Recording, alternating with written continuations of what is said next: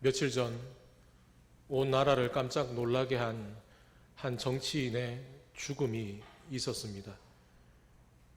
우리나라에서 가장 많은 인구가 모여 사는 수도를 10년 동안 이끌었던 사람, 3번이나 서울시장을 연임하면서 차기 대선 후보로까지 거론되던 한 정치인의 죽음은 그 죽음의 이유와 그리고 그 이면에 둘러싸여 있는 여러 의혹들로 인해서 지금 그 장례 절차와 조문까지도 온갖 여러 가지 의견이 오고 가는 가운데 있습니다.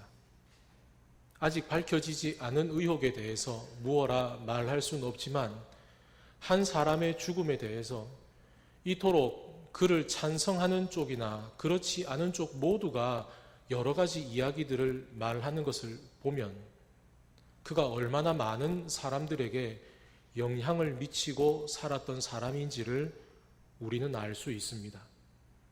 우리는 이 정치인과 같이 이 땅 가운데 많은 사람들에게 영향력을 미친 사람들의 모습을 지켜봅니다. 그리고 그들 가운데 때로는 부끄러운 삶을 살아가는 사람들도 보죠. 배우지 못해서 죄를 짓는 게 아니라는 것을 우리는 최고의 학력을 자랑하는 정치인들을 통해서 우리는 보지 않았습니까? 가진 것이 없어서 죄를 짓는 게 아니라는 사실을 우리는 우리나라 부의 절대 다수를 가지고 있는 재벌들의 죄를 보면서 우리는 또한 보지 않습니까? 우리는 그런 모습들을 볼 때마다 그들을 비방합니다. 그러나 그들의 모습은 우리에게 중요한 한 가지 사실을 알려줍니다. 우리가 죄를 짓지 않는다는 것이 얼마나 힘든 것인가라는 걸 말입니다. 이제 한 사람의 죽음은 각 정당의 이해관계에 따라서 각 정당에 유리한 대로 해석되고 있습니다. 장례가 마쳐지고 시간이 지나면 한 사람의 죽음은 잊혀지겠죠. 그러나 우리가 절대로 잊지 말아야 하는 것은 이 땅 가운데 살아가는 어느 누구이든 때가 되면 우리는 모두 다 하나님 앞에 서게 되는 날이 온다는 겁니다. 그때 우리는 우리의 삶에 대해 알아야 합니다. 우리가 죄에 매여 살아가는 인생을 살아왔던가? 우리가 하나님의 은혜에 매여 사는 인생을 살아왔던가? 사회에서 말하는 죄는 법을 어기는 게 죄입니다. 그런데 성경에서 말하는 죄는 단순히 율법이 하지 말라고 하는 걸 어기는 게 죄가 아닙니다.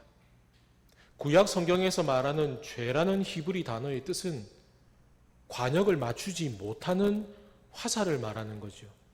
여러분, 우리가 활을 당겨서 화살을 쏘을 때 일부러 관역을 맞추지 않으려고 하는 사람이 누가 있겠습니까? 오늘 처음 활을 쏘아본 사람이든 오랜 시간 동안 활을 쏘아본 사람이든 활을 쏘는 사람의 마음은 똑같습니다. 관역을 맞추는 거죠. 그런데 여러분 어떻습니까? 아무리 내가 잘 겨냥을 해도 화살을 놓는 그 순간 활을 잡은 내 손끝이 조금이라도 떨리면, 그리고 화살을 놓은 그 다음에 내 손이 엉뚱한 곳으로 쳐져 버리면, 내가 잘 쏘았다고 해도 그 순간 바람이 불어버리면 조금 틀어진 그 화살은 날아가면 날아갈수록 점점 엇나가서 엉뚱한 곳에 박히게 됩니다. 군대에서 총을 쏘아보신 분들도 비슷한 경험을 해보셨을 겁니다. 여러분, 죄가 뭡니까? 아무리 내가 내 힘으로 착하게 살고 싶어도 나의 힘으로는 절대로 하나님이 원하시는 관역의 정중앙을 맞출 수 없다는 게 바로 성경이 말하는 죄입니다. 우리가 아무리 선하게 살고 싶어도 내 힘으로는, 내 방법만으로는 하나님이 기뻐하는 삶을 살 수가 없다는 거죠. 그런데 여러분, 우리가 정작 그 죄를 짓지 않으려고 애쓰는 것이 아니라 그 죄를 죄로 가만히 놔두면 어떻게 될까요? 그 죄는 가만히 있는 게 아니라 그 죄가 또 다른 죄를 불러옵니다. 죄를 가만히 놔두면 일어나는 일은 우리가 어느 순간 그 죄를 죄로 여기지 않는다는 겁니다. 여러분, 우리 울진에 숲길을 걸어가다 보면 때로는 농장에서 나오는 가축의 분뇨 냄새가 코를 찌를 때가 있죠. 처음에는 너무 맡기 싫은데 그 자리에서 몇 분만 있으면 더 이상 그게 그렇게 심하게 느껴지지 않습니다. 죄도 똑같은 겁니다. 어느 날 어떤 한 운전자가 운전을 하고 가는데 경찰이 그 차를 세우더랍니다. 그리고 경찰관이 와서 얘기합니다. 아유, 안전벨트를 안 매셨네요. 교통법규를 위반하셨습니다. 어떻게든 벌금을 안 내보려고 그 순간 이 운전자가 짐짓 큰 소리를 쳤답니다. 아니, 나만 운전벨트 안 매는 겁니까? 지금 보니까 저기 차들 다 안 매고 가는데 왜 나만 붙잡는 거요? 경찰관이 얘기하더라죠. 선생님은 낚시하러 가서 바다에 고기 다 잡아옵니까? 우스갯말이지만 이 우스갯말이 주는 교훈이 뭡니까? 안전벨트 하고 다녀라? 경찰에 걸리지 마라? 아닙니다. 어느 순간 죄를 가만히 두면 남들도 다 짓는 죄라고 생각하면서 내가 그 죄에 무감각해지는 겁니다. 사단은 그렇게 우리를 죄로 가만히 끌어들입니다. 그런데 그렇게 끌어들일 때 사단은 절대로 큰 걸 우리에게 요구하지 않습니다. 아주 작은 걸 요구하지요. 창세기에 등장하는 최초의 죄가 뭡니까? 아담과 하와가 하나님이 먹지 말라고 하신 그 나무의 열매를 따먹는 겁니다. 그런데 그들이 그 나무의 열매를 따먹기 위해서 뭘 했습니까? 울타리를 부셨습니까? 담장을 넘어갔습니까? 높이 달려있는 열매를 따먹기 위해서 위험을 무릅쓰고 나무를 올라갔습니까? 그렇지 않습니다. 하와는 손을 뻗어서 그냥 앞에 있는 열매를 따다가 입에 가져갔습니다. 참 별것 아니죠. 그런데 성경은 아담과 하와가 손을 뻗어서 그 열매를 따서 입에 넣자 그들의 눈이 밝아졌다고 말합니다. 여기서 이 밝아졌다라고 말하는 히브리 단어의 뜻은 보지 못하던 걸 보게 됐다는 겁니다. 그런데 이 단어의 더 심도 깊은 뜻은 보지 말아야 되는 걸 보게 됐다는 얘기입니다. 그들이 열매를 먹자마자 그들은 자기들의 몸이 벗었다는 것을 보고 수치스러움을 느낍니다. 그들이 자기들의 몸을 처음 본 겁니까? 그 전에도 보고 있었는데 그 전에는 보지 못했던 수치를 그들이 봤다는 얘기입니다. 그래서 그들이 무화과 나무 잎을 엮어다가 치마를 만들어서 자기 몸을 가립니다. 그런데 그들이 느낀 것은 육체의 수치만이 아닙니다. 창세기 3장 8절은 이렇게 말합니다. 우리 함께 읽어보시겠습니다. 그들이 그날 동산에 거니시는 여호와 하나님의 소리를 듣고 아담과 그의 아내가 여호와 하나님의 낯을 피하여 동산 나무 사이에 숨은지라. 아멘. 여러분, 그들은 늘 동산에서 하나님과 함께 거닐었던 사람들입니다. 그런데 왜 그들이 하나님이 오시는 소리를 듣자마자 왜 그들이 숨었습니까? 만약에 그들이 숨었던 것이 자기 육체의 부끄러움 때문이라면 그들은 이미 옷을 만들어 입었는데요. 그럼 하나님 앞에 나오면 되지요. 하지만 그들이 옷을 만들어 입었는데도 하나님 앞에 숨은 이유가 뭡니까? 자기 육체가 부끄러운 게 아니라 자기의 죄진 영혼의 수치를 그들이 깨달았기 때문입니다. 그런 그들 가운데 하나님께서 아담에게 물으십니다. 아담아, 아담아, 내가 어디 있느냐? 여러분, 하나님께서 지금 아담과 하와가 어디에 숨어 있는지 모르셔서 물어보셨겠습니까? 그럼에도 하나님께서 아담을 찾으시는 이유가 뭡니까? 너 왜 거기 숨어 있느냐? 너 왜 그 자리에 있느냐?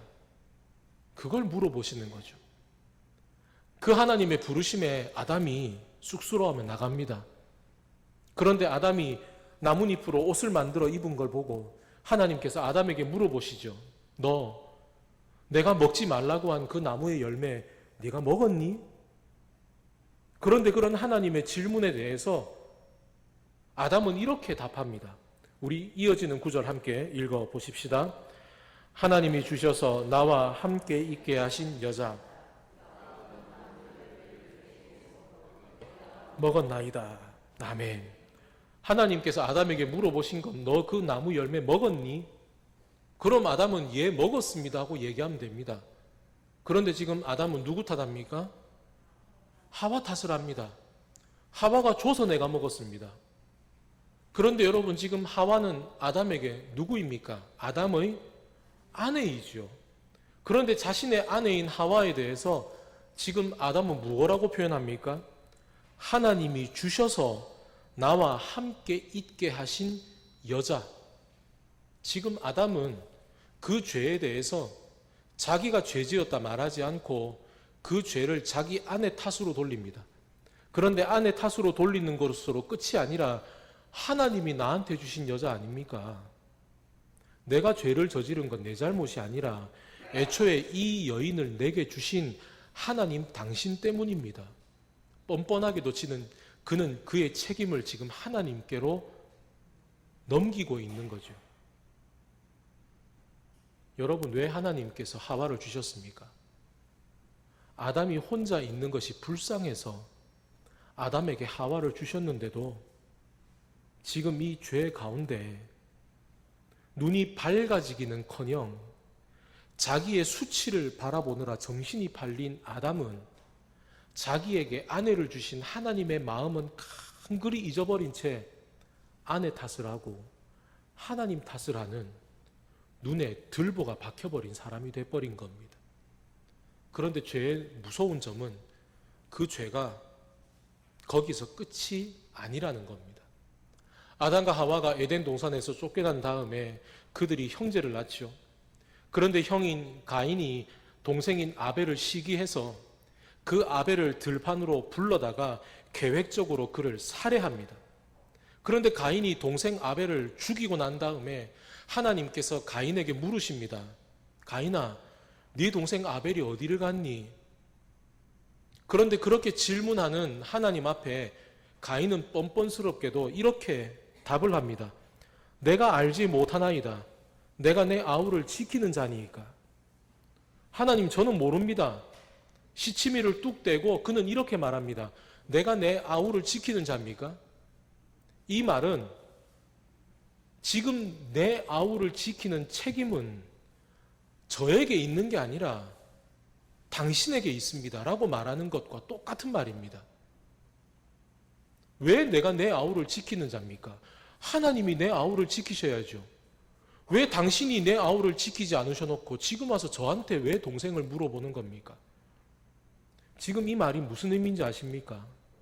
더 나아가면 내가 내 동생을 죽일 때 왜 당신은 아무것도 하지 않고 있다가 지금 와서 왜 동생에 대해 물어보는 겁니까? 가인은 하나님께서 지금 아벨을 죽이는 그 자리 가운데 함께 계셨다는 그 사실을 그는 까맣게 잊어버립니다. 왜입니까? 죄가 그의 눈을 가렸기 때문입니다. 가인이 떠돌이 생활을 하면서 에돔이라고 하는 도시를 건설하죠. 시간이 지나서 그 후예들이 땅에 퍼집니다. 그러나 창세기 6장은 이렇게 말합니다. 온 땅이 하나님 앞에 부패하여 포악함이 땅에 가득한지라. 여러분, 어떻게 된 겁니까?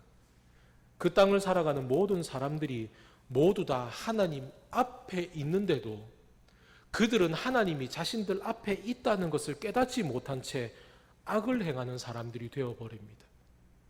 결국 하나님께서는 홍수 심판으로 그들을 쓸어버리시게 되죠.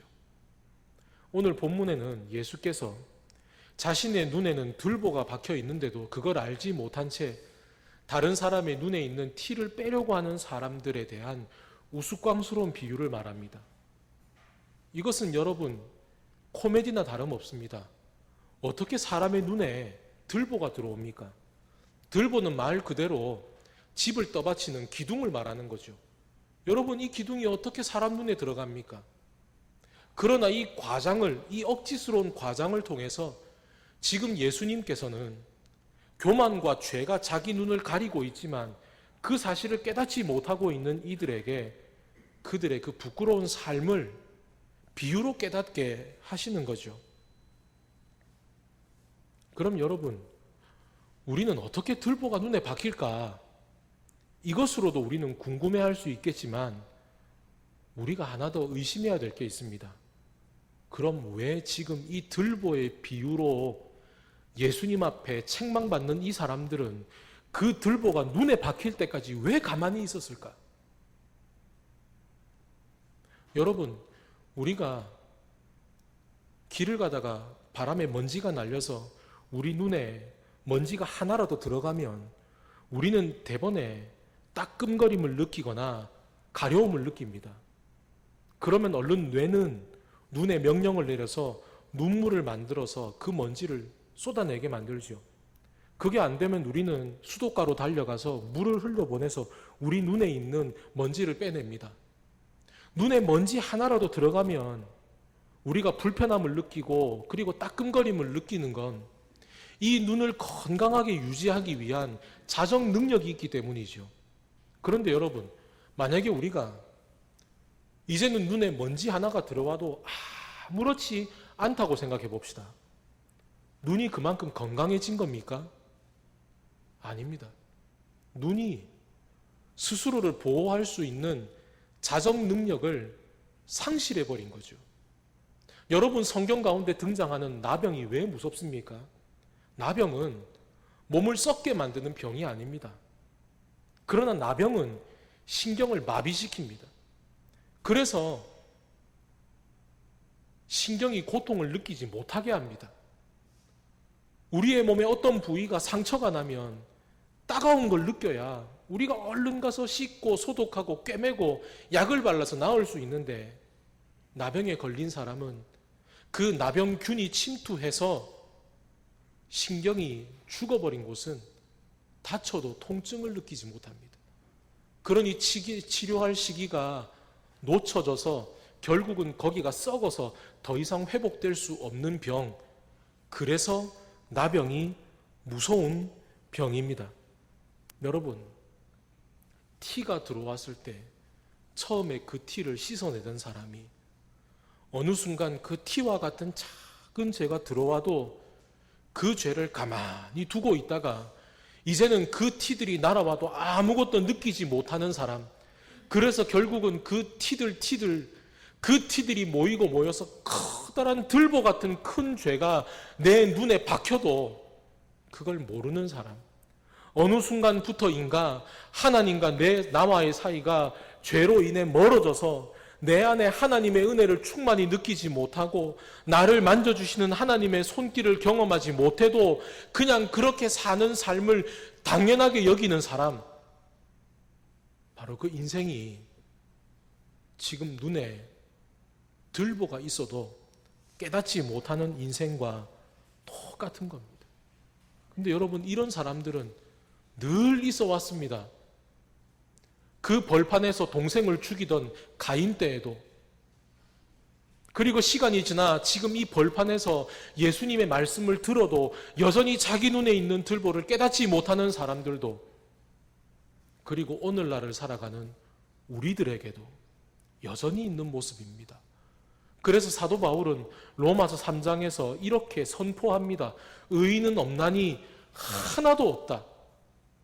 사도 바울이 그렇게 말한 것은 다윗이 지은 시편 14편의 구절을 인용한 거죠. 그럼 다윗은 뭐라고 얘기했을까? 우리 시편 14편 1절로부터 3절을 함께 읽어보도록 하겠습니다. 어리석은 자는 그의 마음에 이르기를 하나님이 없다 하는도다. 그들은 부패하고 그 행실이 가증하니 선을 행하는 자가 없도다. 여호와께서 하늘에서 인생을 굽어 살피사 지각이 있어 하나님을 찾는 자가 있는가 보려 하신즉 다 치우쳐 함께 더러운 자가 되고 선을 행하는 자가 없으니 하나도 없도다. 아멘. 여러분, 지금 다윗이 말하는 어리석은 사람이 누굽니까? 하나님을 모르는 사람, 하나님을 없다고 하는 사람, 그 사람들만이 아닙니다.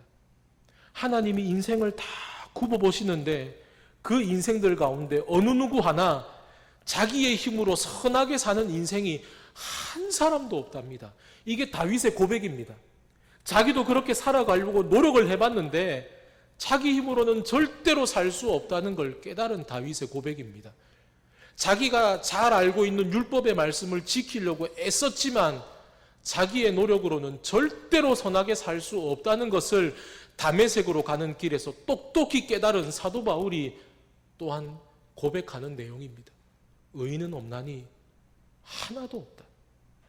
여러분, 이 고백이 다윗만의 고백입니까? 사도 바울만의 고백입니까? 여러분, 우리 모두의 고백이지 않습니까? 우리 모두는 절대로 우리 스스로의 힘으로는 의로워질 수 없는 인생이지 않습니까? 그렇다면 오늘 이 말씀을 통해서 그런 우리에게 예수님은 무슨 말씀을 하시고자 했던 걸까요? 오늘 예수님은 둘러선 사람들에게 말씀하십니다. 너희 눈에 들보가 있는데 그거는 빼낼 생각을 안 하고 왜 남의 눈에 있는 티를 가지고 그러냐? 여러분, 오늘 예수님께서 이 말씀하신 의도가 뭡니까? 너 눈에 들보 있으니까 너는 남의 눈에 있는 티 가지고 그 티 빼주겠다는 말 하지 마. 여러분, 이게 정말 예수께서 하시고자 하는 말씀이었을까요? 우리가 오늘 읽고 있는 이 본문을 포함해서 우리가 지난 수주간 동안 계속 묵상하고 있는 이 예수님의 설교는 평지에 둘러서 있는 많은 사람들을 향하신 예수님의 말씀이죠. 그래서 예수님께서는 이 말씀을 하실 때 2인칭 복수형을 쓰셨습니다. 너가 아니라 너희들. 그런데 오늘 예수께서 이 말씀을 하실 때에는 2인칭 복수를 쓰신 게 아니라 2인칭 단수를 쓰셨습니다. 너희가 아니라 너라고 말이죠. 그렇다면 여러분, 예수께서 너라고 말씀하신 이유가 지금 예수님의 말씀을 듣는 수많은 사람들 가운데 눈에 들보가 박혀 있는 사람이 한 사람뿐이기 때문입니까? 아닙니다. 오늘 예수님께서는 눈에 들보가 박혀 있는 사람들을 그냥 너희라고 훑어 말씀하시는 게 아니라 너라고 말씀하시면서 그들 한 사람 한 사람과 눈을 마주치셨습니다. 그러면서 하신 말씀이 뭡니까? 너 들보를 빼라. 오늘 이 말씀을 들으면서 그래, 내가 들보 박힌 인생인데 내가 누구를 비난하고 내가 누구 눈에 티가 있다고 말하겠어. 이게 아닙니다. 예수께서 정말 원하시는 게 뭡니까? 너 그 들보 가지고 있는 걸로 그냥 멈추지 말고 너 그 들보 빼야 한다. 예수님께서 원하시는 게 뭡니까? 너 그 들보를 빼야 너는 밝히 볼 수 있다. 여기서 오늘 이 밝히 본다는 이 디아블레포라는 헬라어 단어는 사물을 보는데 깊이 보는 걸 말하는 겁니다. 눈에 들보가 박혀 있는 죄된 기준으로 다른 사람 봅니다. 그 죄된 기준으로 다른 사람 보면 저 사람은 무슨 허물이 있나 하는 마음으로 봅니다. 그러나 내 눈에서 들보가 빠지면 나는 그 사람을 예수님의 마음으로 깊이 보게 됩니다. 그리고 비로소 그 사람에게 말할 수 있습니다. 여보시오, 내가 내 눈에 들보를 빼보니 얼마나 밝히 보이는지 모릅니다. 당신 눈에 보니까 당신 눈에 작은 티가 있는데 당신 그 티 빼면 당신도 나와 같이 환하게 밝게 볼 수 있으니 내가 당신 눈에서 티를 좀 빼겠소. 예수께서 오늘 눈에 들보가 박혀 있는 그 사람들 한 사람 한 사람과 눈을 마주치면서 이야기하시는 겁니다. 너 들보 빼야 한다. 들보가 있다는 것을 깨닫는 것으로 끝나는 것이 아니라 너의 눈에 어느 순간부터 그것이 죄인 걸 알면서도 뽑아내지 못했던 너의 그 교만의 들보를, 너의 그 불순종의 들보를, 너의 그 거짓의 들보를, 그 껍데기의 들보를 이제 너 빼야 한다. 이것이 바로 예수님의 마음인 겁니다.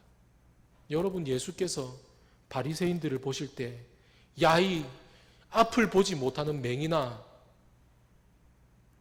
또 그들을 말씀하실 때 사람들을 잘못된 율법의 길로 이끄는 이 어리석은 선생 같은 사람들아. 그런데 예수께서 오늘 그들에게 그 맹인과 선생을 비유하시고 오늘 들보의 비유를 이어 말씀하신 목적이 뭡니까? 너희 하지 마. 너희 가만히 있어. 너희는 맹인인 채로 살아. 그게 하나님의 뜻이 아니라 그들을 바라보시면서 그 들보 빼라. 너희 눈에 있는 비늘을 벗겨라. 그게 바로 예수님의 마음인 겁니다. 들판에서 동생을 죽이고도 하나님 앞에서 눈 질끈 감고 거짓말하는 가인에게도 하나님께서는 그에게 표를 주셔서 그의 생명을 구해 주시고 그가 죽어 마땅한 죄인으로 죽어서 끝나는 인생이 아니라 떠돌아다니면서 하나님의 은혜를 깨닫는 인생이 되기를 하나님은 그에게 원하셨습니다. 그 하나님께서 마찬가지로 지금 눈에 들보가 박혀있는 이들에게도 그들의 눈을 바라보시면서 너 들보 빼야 한다. 너 들보 빼야 한다. 오늘 그 주님께서 저와 여러분에게도 동일하게 말씀하십니다. 너 들보 빼야 한다.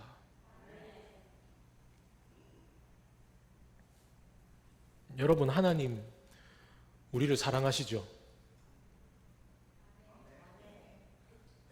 헷갈리십니까? 하나님 우리를 사랑하십니다. 맞습니까? 하나님은 우리를 있는 모습 그대로 사랑하십니다. 맞습니까? 그렇기 때문에 하나님이 우리를 건져주셨습니다. 우리가 죄악에 가득한 인생을 살고 있지만 하나님은 우리가 더러운 옷을 입고 있다고 해서 우리를 내버려 두지 않으시고 우리를 있는 모습 그대로 끌어안으십니다. 하나님은 그렇게 우리를 있는 모습 그대로 사랑하십니다. 그러나 여러분, 하나님이 우리를 사랑하신다는 것은 우리를 끌어안는 것으로 끝나지 않습니다. 여러분, 누가복음 15장에 돌아온 아들의 이야기를 기억하시죠? 그 아들이 아버지의 재산을 뚝 떼어다가 아버지의 시선이 미치지 못하는 먼 나라에 가서 흥청망청 그 돈을 다 써버립니다. 그리고 노숙자가 돼서 돌아옵니다. 노숙자가 돼서 아버지 앞에 섰는데 아버지께서 그 아들에게 한 일이 뭡니까? 종들을 불러다가 집에서 제일 좋은 옷으로 그 아들에게 갈아입히고 그의 손에 가락지를 끼우고 그의 발에 신을 신깁니다.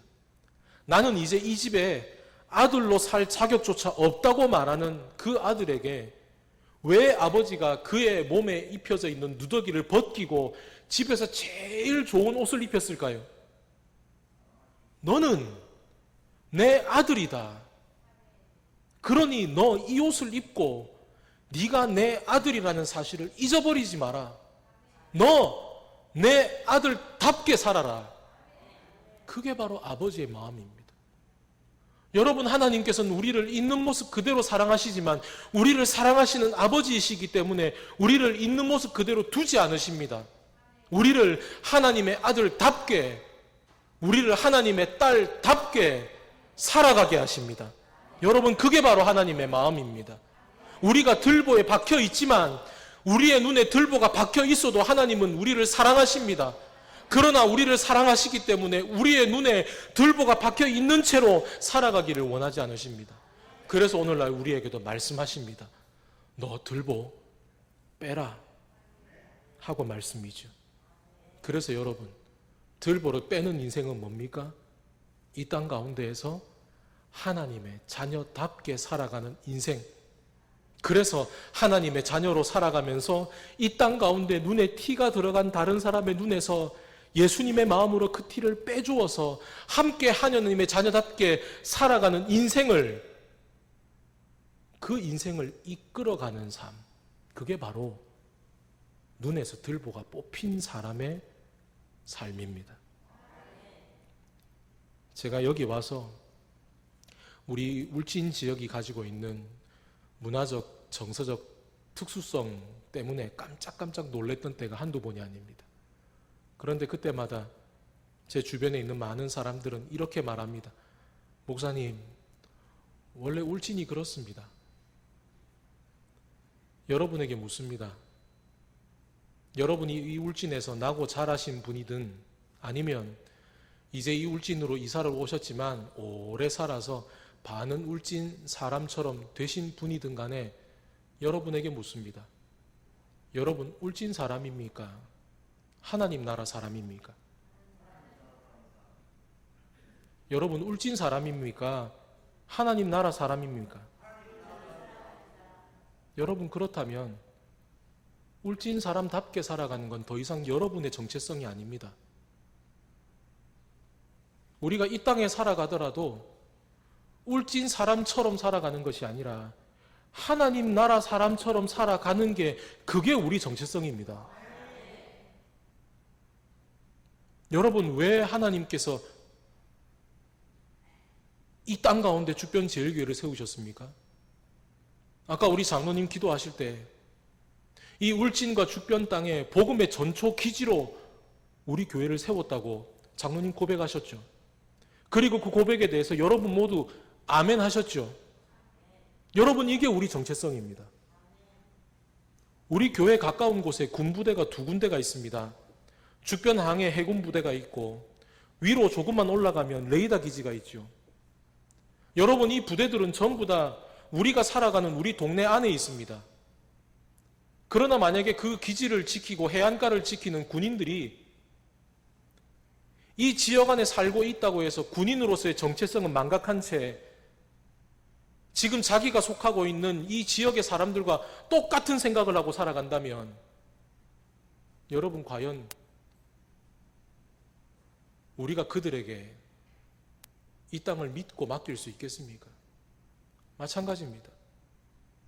우리가 이 땅을 살아가지만 우리가 이 땅 가운데 이제 나는 내가 의로워서 구원받은 게 아니라 하나님께서 나를 사랑하셔서 나를 건져주셨다라고 고백하는 그리스도인이 된 이상 우리의 정체성은 이 땅에서 울진 사람으로 사는 게 우리의 정체성이 아니라 이 죽변과 울진을 하나님의 나라로 변화시켜 가는 하나님 나라의 백성답게 살아가는 게 이게 저와 여러분의 정체성이고 이것이 저와 여러분에게 주신 하나님의 명령이고 이것이 이 땅 가운데 성도로 살아가는 우리의 책임이라는 사실입니다.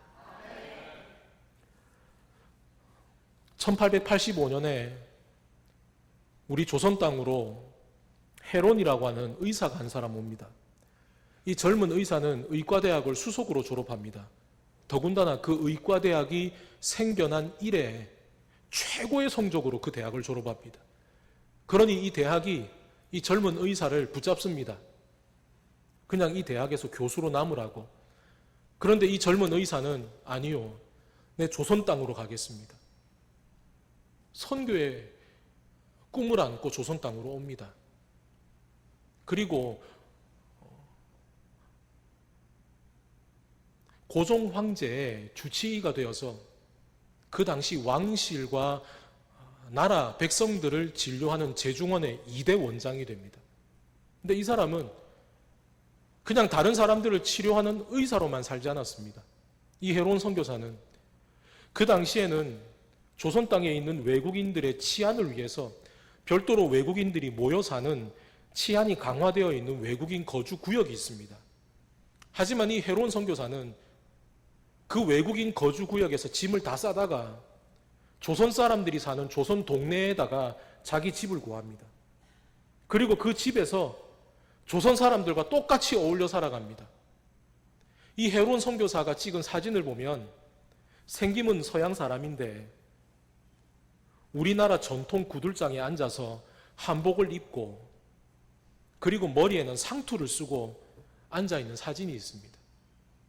그는 그렇게 조선 땅에서 철저하게 조선 사람처럼 살아갑니다.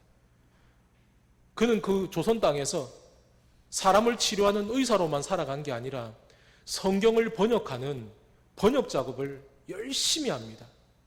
하지만 이 모든 일이 너무 힘들어서인지 이 헤론 선교사는 우리 조선 땅에 온 지 불과 5년밖에 되지 않는 그의 나이 33세 나이에 질병을 얻어서 하나님 곁으로 갑니다. 근데 이 헤론 선교사가 죽은 다음에 선교사들이 이 선교사를 묻을 땅을 달라고 조선 정부에 요청을 하고 그렇게 얻은 땅이 지금 서울 마포구 합정동에 있는 양화진 외국인 선교사 묘지입니다.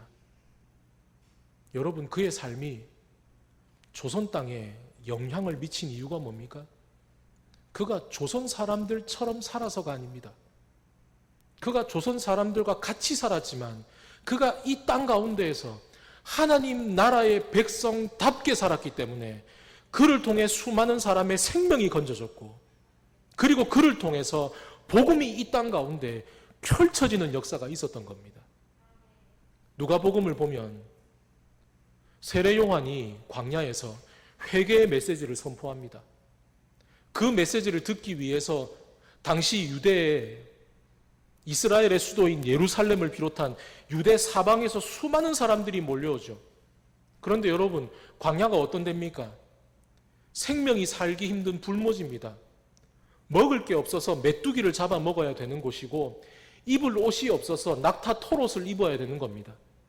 그런데 그런 행색이 초라한 요한을 보면서 예루살렘이나 대도시에서 온 사람들이 저렇게 행색이 초라한 사람의 말을 들어 뭐 하겠어 하고 무시해버리면 그만이죠. 그러나 그들이 왜 세례 요한의 그 메시지를 듣고 우리가 어떻게 해야 되겠냐고 가슴을 치며 회개한 이유가 뭐겠습니까? 그 자리가 광야라서가 아닙니다. 세례 요한이 하나님의 선지자답게 살았기 때문입니다. 여러분, 우리가 어디에 사느냐가 중요한 게 아닙니다. 우리가 어디에 살든 우리가 거기에서 하나님의 사람답게 살아가는 게 여러분 중요한 겁니다. 여러분, 그렇다면 어떻게 하나님의 사람답게 살아갈 겁니까? 어떻게 들보를 발견하고 어떻게 들보를 뽑아낼 겁니까? 내 힘으로는 안 됩니다. 하나님의 임재하심 가운데 우리는 그렇게 살아갑니다.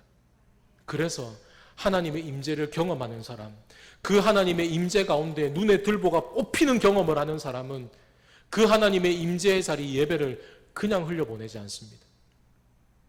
도시의 큰 교회를 가면 조명도, 영상도, 그리고 예배 음악을 섬기는 세션들도 모두가 다 어마어마하죠. 그러나 여러분, 우리가 그런 것들 때문에 예배가 좌우되는 겁니까? 그렇지 않습니다. 여러분에게 권면합니다. 여러분, 우리가 살아가면서 돈은 남들보다 덜 벌 수 있습니다. 우리가 살아가면서 건강은 남들보다 못할 수도 있습니다. 여러분, 우리가 살아가면서 아무리 공부를 해도 남들보다 공부가 뒤처질 수도 있습니다. 그러나 여러분, 우리가 절대로 뒤처지지 말아야 될 것이 있다면 그것은 바로 예배입니다. 여러분, 아멘을 하시려면 더 힘있게 하십시오. 여러분, 아멘이라는 것에 뒤처지지 마십시오. 옆 사람이 아멘을 크게 합니까? 여러분 마음 가운데 선한 경쟁력이 있기를 바랍니다. 난 저 사람보다 더 크게 아멘해야지. 여러분, 찬양할 때 내가 내 입술로 하나님을 찬양하는 것만으로 부족하다면 여러분 손을 번쩍 드십시오. 여러분, 찬양을 하면서 내게 주신 하나님의 그 은혜가 얼마나 기가 막힌지 그 기쁨을 여러분의 음성만으로 고백할 수 없다면 여러분 아까 찬송가를 부르며 하신 것처럼 여러분 손뼉을 치며 이 손뼉으로 하나님을 악기로 찬양하십시오. 여러분, 여러분의 목소리로만 여러분을 향하신 하나님의 사랑과 그 은혜를 도무지 다 표현할 수 없다면 춤이라도 추십시오. 여러분, 왜 우리가 지금 이 예배 자리에서 주눅 들어야 합니까? 여러분, 정부가 찬양하지 말라고 하면 찬양 안 할 겁니다. 여러분에게 큰 소리 내어 아멘으로 하지 마라. 우리가 함께 예배하는 이 자리에서 하나님을 고백하는 성도들이 함께 모여서 아멘이라고 말을 하는 이 자리에서조차도 우리가 아멘할 수 없다면 여러분 각자의 직장에서 여러분 아멘할 수 있을 거라고 생각하십니까? 우리가 함께 예배하고 찬양하는 이 자리에서 우리가 하나님을 향해 마음껏 손뼉치고 손들고 찬양하지 못하면 여러분 어디 식당에 가서 제대로 기도라도 할 수 있겠습니까?